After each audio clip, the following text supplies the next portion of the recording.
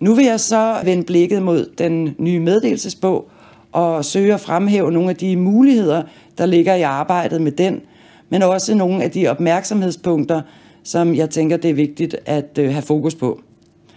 Først og fremmest så vil jeg sige, at der med det lokale råderum for at udforme og indholdsudfylde meddelelsesbogen er mulighed for rent faktisk at skabe en kulturændring i forhold til arbejdet med elevplanen, og hermed også at imødegå nogle af de uhensigtsmæssige forhold, der har været forbundet med elevplanerne. Det vil altså sige at skabe en kulturændring, der blandt andet handler om at gå fra det her mangelsyn på eleven til at anlægge et ressourcesyn, og som også er en central del af meddelelsesbogen. Så tænker jeg videre, at der også er mulighed for at skabe en kulturændring i forhold til det med den individualiserede tilgang til evalueringen, frem imod at gøre evalueringen mere fællesskabsorienteret. Og endelig at gå fra de her ukonkrete mål, der er svære at imødekomme, til fokuspunkter, der er langt mere konkrete og også er mulige at opnå.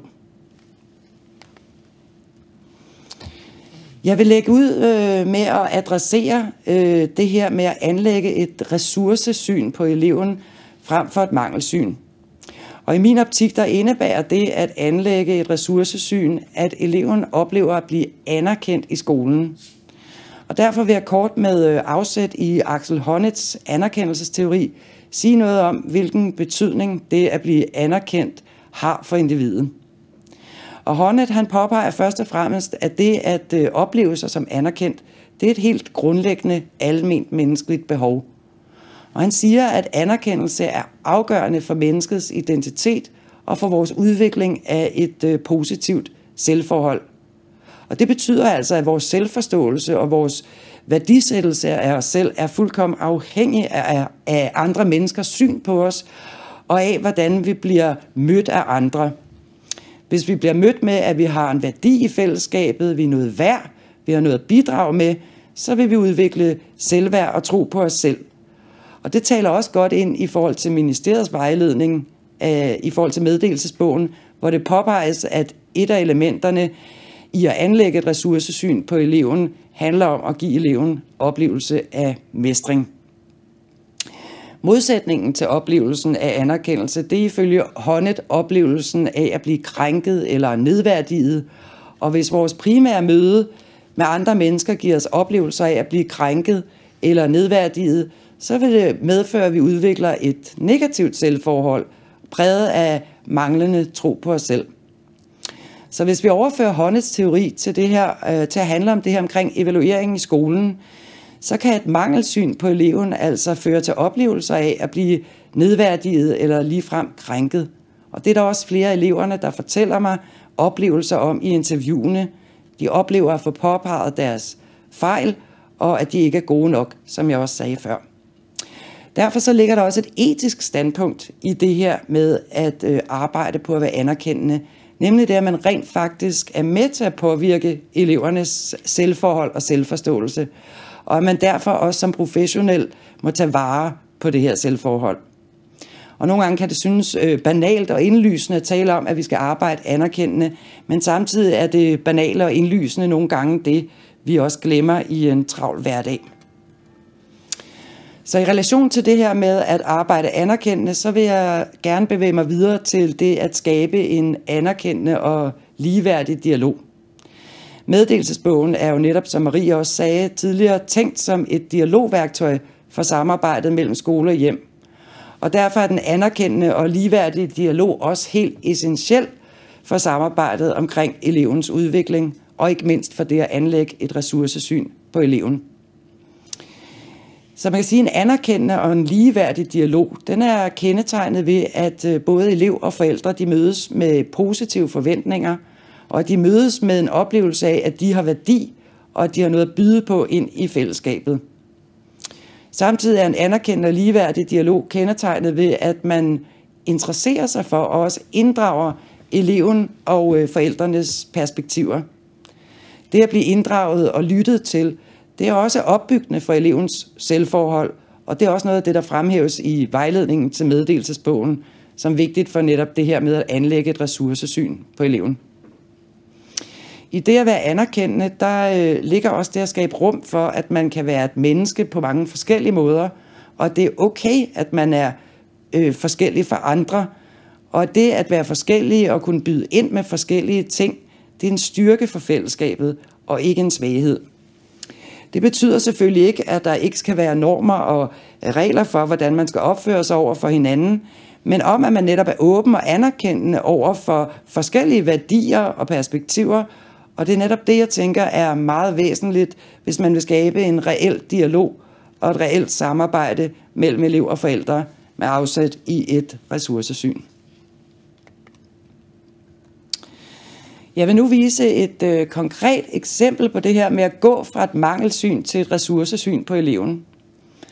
I den venstre røde boks, der har jeg taget et eksempel igen fra Tildes elevplan, hvor det er faget matematik, hun evalueres i.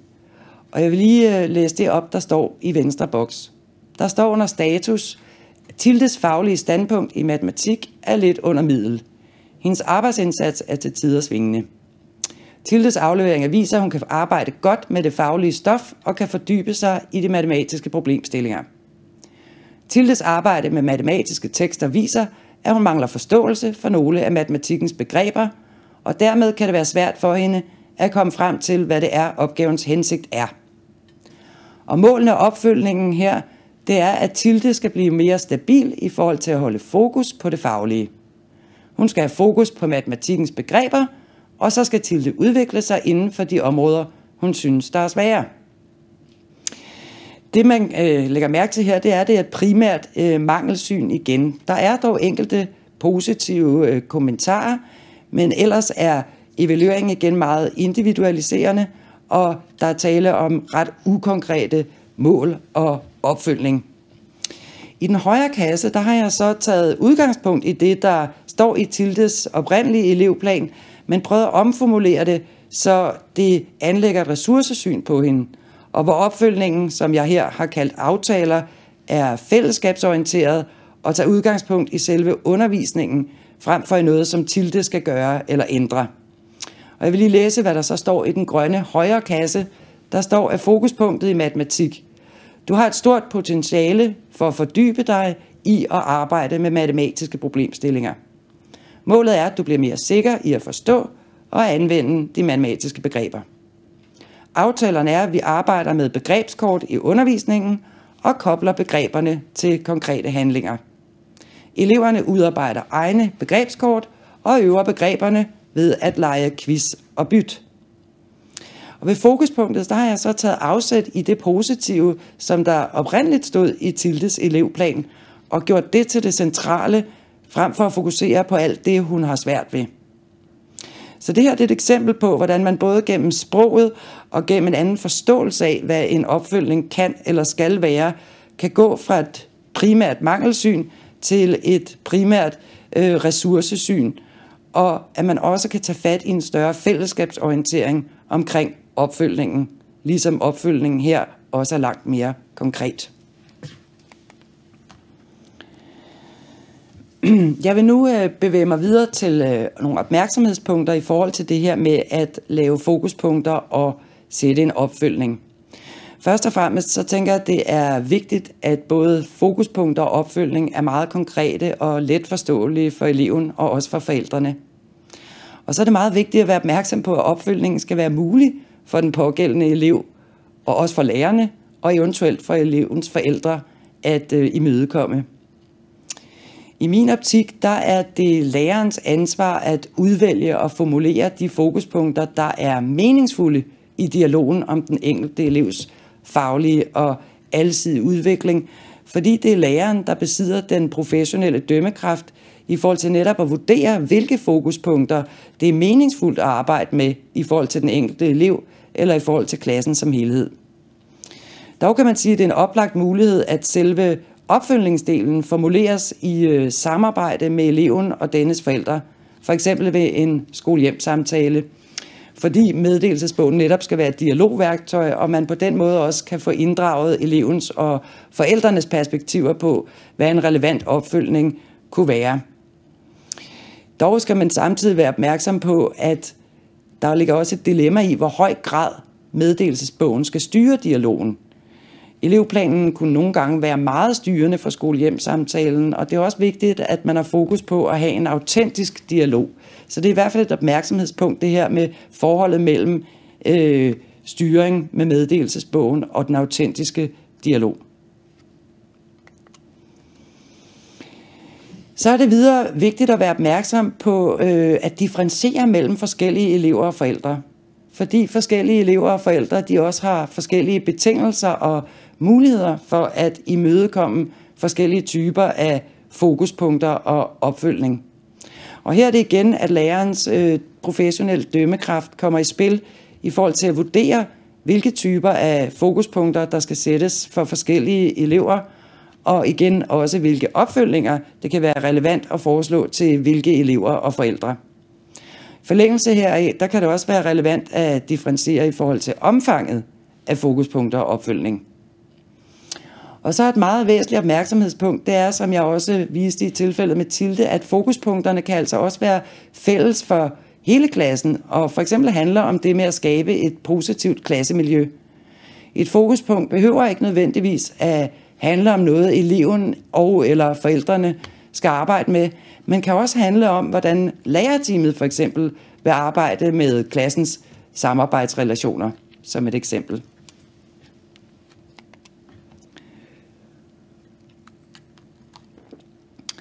Her der har jeg lavet et tænkt eksempel på, hvordan meddelelsesbogen kunne se ud for at imødegå nogle af de problematikker, jeg har skitseret, der var ved elevplanen.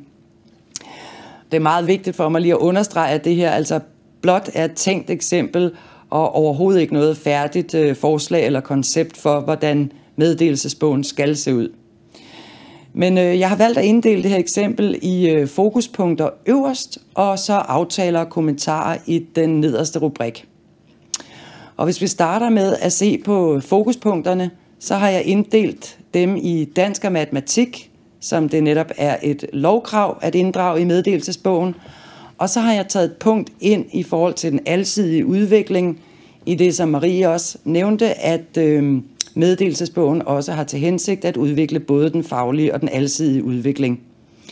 Og så har jeg nederst skrevet andet, som et punkt, hvor der er mulighed for at inddrage andre fokuspunkter. Det kunne for eksempel være fra nogle af elevens øvrige fag, eller noget helt tredje. I den her plan, der har jeg kun udfyldt punktet dansk og alsidig udvikling, hvilket simpelthen bare handler om, at jeg gerne ville have eksemplet stående på et slide, og derfor havde jeg ikke plads til at udfylde alle punkter. Men jeg vil lige starte med at læse fokuspunkterne op i dansk, hvor der står, du har udviklet dig rigtig meget læsning hen over det sidste halve år. Fokuspunktet er at øge din læsehastighed. Og videre, du er blevet bedre til at stave gennem den seneste tid. Fokuspunktet er, at du bliver mere sikker på endelser i navneords flertal.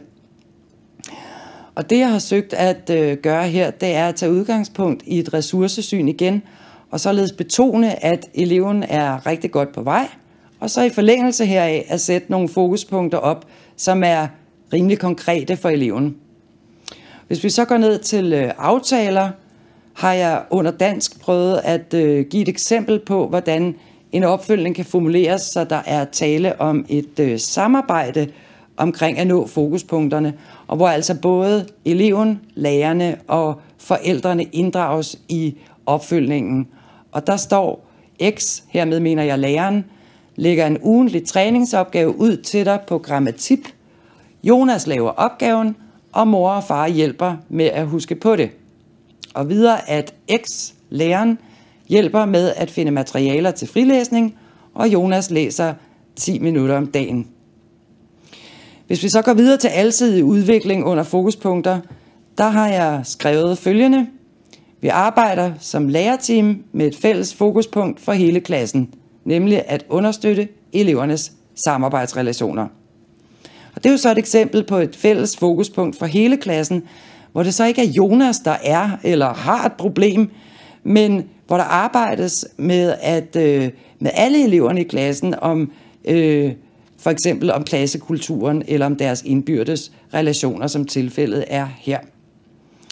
Og hvis vi så går ned under aftaler til den alsidige udvikling, så står der, lærerteamet hjælper med at placere dig, Jonas, i arbejdsgrupper, hvor du får mulighed for at prøve nye samarbejdsrelationer er. Så igen her et eksempel på en opfølgning, hvor det netop er lærerteamet, der tager ansvaret i forhold til fokuspunktet, og hvor hverken elev eller forældre sådan set skal foretage sig noget. Her til slut, der vil jeg gerne adressere nogle opmærksomhedspunkter i forhold til, hvad det er vigtigt at drøfte ude på skolerne, hvis meddelelsesbogen skal blive til et meningsfuldt værktøj for alle aktører. Og det fungerer også samtidig som en form for opsummering af de pointer, jeg har sagt i oplægget. Først og fremmest tænker jeg, at det er vigtigt at få drøftet, hvordan man sikrer, at meddelelsesbogen bliver et anvendeligt værktøj, og ikke bare en statusrapport. Og i forlængelse heraf, hvordan sikrer vi, at meddelelsesbogen bliver anvendt som et formativt redskab, der reelt understøtter elevens udvikling. Så er det vigtigt at forholde sig til, hvordan man udarbejder få og relevante fokuspunkter, der giver mening for både eleven, lærerne og for forældrene. Hvis meddelelsesbogen og det at sætte fokuspunkter for den enkelte elev skal give mening, så er det altså også vigtigt, at lærerne har råderum til at vurdere, hvordan det for eksempel giver mening at tale om dansk med lige netop den her elev. Så jeg tænker, at det er en god idé, at rammerne for meddelelsesbogen er så tilstrækkeligt hvide, at det at sætte fokuspunkter op for eleverne opleves meningsfuldt, også for læreren. Og derfor bør det ikke være så fast rammesat, at fokuspunkterne bliver meningsløse i forhold til de enkelte elever og lærerne står overfor. Så er det vigtigt at sikre, at fokuspunkterne og den opfølgning, der laves, tager udgangspunkt i det her kontekstuelle og relationelle perspektiv, frem for i et individualiseringsperspektiv. Og endelig så tænker jeg, at det er vigtigt at drøfte, hvordan man sikrer, at meddelelsesbogen ikke ligesom elevplanen bliver et fejlfindingsdokument, men i stedet anlægger det her ressourcesyn på eleven. Videre synes jeg, at det er vigtigt at diskutere ude på skolerne, hvordan man undgår uhensigtsmæssige ansvarsplaceringer på eleven, lærerne og på forældrene. Jeg har allerede vist adskillige eksempler på uhensigtsmæssige ansvarsplaceringer på eleven. Jeg har også berørt, hvordan lærerne er blevet ansvarliggjort over de senere år, og hvordan de også oplever nogle gange at blive ansvarliggjort af forældrene. Og ligeledes, hvordan forældrene oplever at blive ansvarliggjort af lærerne, og det ikke er alle forældre, der har lige gode betingelser for at imødekomme det her. Så det er vigtigt at diskutere, hvordan man undgår sådanne ansvarsplaceringer, der er uhensigtsmæssige. Så er det vigtigt at diskutere, i hvilket omfang eleven og forældrene skal inddrages i opstillingen af fokuspunkter og eller opfølgning. Altså igen det her med, hvordan kan der differentieres mellem forskellige elever og forældre, og hvad giver det overhovedet mening at forpligte forældrene på.